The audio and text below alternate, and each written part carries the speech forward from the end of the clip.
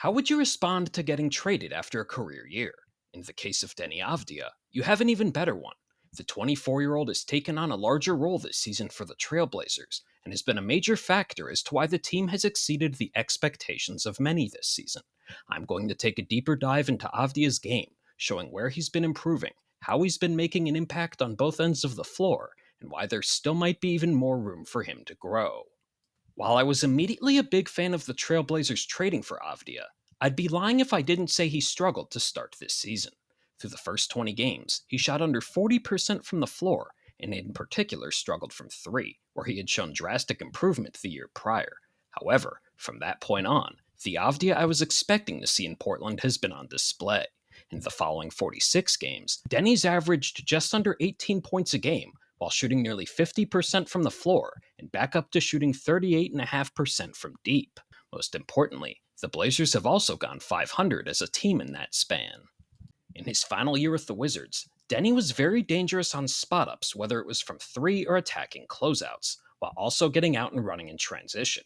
Though this year, he's had a larger percentage of his possessions come from operating out of pick and roll.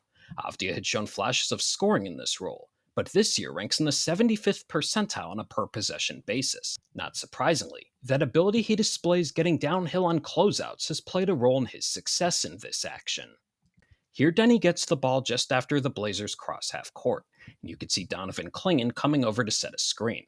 So look what happens the moment Deni starts going downhill. He's going away from the screen, which you can tell his defender, who was already working towards the opposing center, wasn't expecting. Deni can go away from screens often, and now as he nears the paint, his defender is working back in the position, but isn't fully set. That's difficult against an opponent with Avdija's blend of size and speed downhill, which leads to Deni making the shot at the rim while drawing the foul. Deni gets the ball here at the top of the key, and DeAndre Ayton is already setting a screen. This can be the setup of a lot of previous instances where Avdija goes away from the screen, though this time he uses it, and with his quick first step, Daniel Gafford's in a position that would be very difficult for most centers. While Avdija does get downhill, it appears he might be stuck under the basket. Anthony Simons is cutting in from the left slot, so there is an option if Deni wants to pass. Instead, he utilizes his 6'9", 240-pound frame to create some space and finish with the hook shot. Another reason for Avdija's success is he's drastically improved shooting jumpers off the dribble.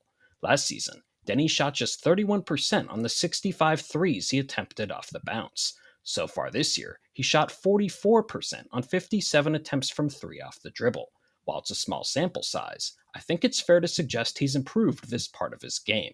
Deni in the future could cut down on turnovers, but has shown flashes of creating for teammates out of pick and roll as well. Here Deni gets the ball on the right wing and is guarded by Shai Gilgeous-Alexander, though Toumani Camara is coming over to set a screen.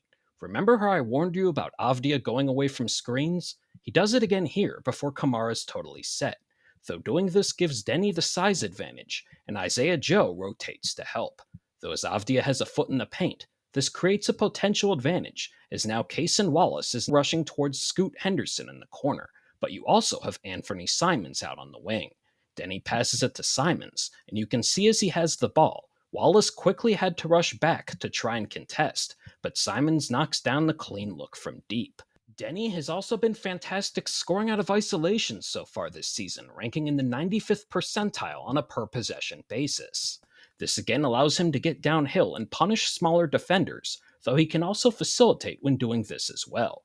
This is a clip from November where Avdija is in isolation against Alperen Şengün. Given Deni's foot speed, it's not surprising he's able to get by him and into the paint here.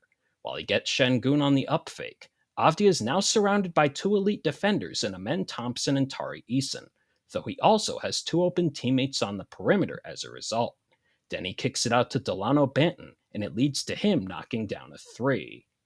Avdija also has shown the makings of a versatile defender given his size, movement ability, and instincts. The combo of size and movement has allowed him to fare well defending in isolation, where he ranks in the 68th percentile on a per-possession basis. This possession starts with Deni defending Chris Middleton around the right elbow, though Jordan Poole calls for the quick screen to get the switch on his former teammate. A shorter player with Poole's ball handling is a tough assignment, but Avdija can handle it. Jordan tries to create space, but Deni sticks right with him. Poole is able to get him in the air, But by that time, there's around a second and a half left on the shot clock, and he's rushed into a shot he wasn't planning on. Here, Jaime Jaquez is bringing the ball up, and Nikola Jovic quickly sets a screen to have Avdia switch onto the ball. With Jaquez having a head of steam, he gets a step on Deni here, and as he approaches the paint, you could see DeAndre Ayton has rotated to help. The problem is that Ayton doing that doesn't account for Bam Adebayo cutting from the right baseline, which could lead to an easy 2 points. Instead, when Jaquez gets to Ayton, you could see Denny starts rotating towards Bam, and what should have been an easy basket turns into a steal that leads to points on the Blazers' fast break.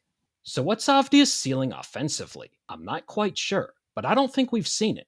He will need to cut down on turnovers, but at 24 is showing improvement scoring out of pick and roll and shooting off the dribble. On top of that, he's very dangerous getting downhill, where his blend of size and quickness can create advantages for himself and others, and he's been getting to the free throw line more frequently each season. With all that considered, I think there could be 19 to 20 point per game upside here. Now, paired with his playmaking, defensive versatility, and an incredibly team friendly contract, Avdia is very valuable and figures to be a key player in the Trailblazers' young core for the foreseeable future. If you made it this far, thank you. And if you enjoyed the video, don't hesitate to like and subscribe to stay up to date on my basketball analysis throughout the 2024-25 season.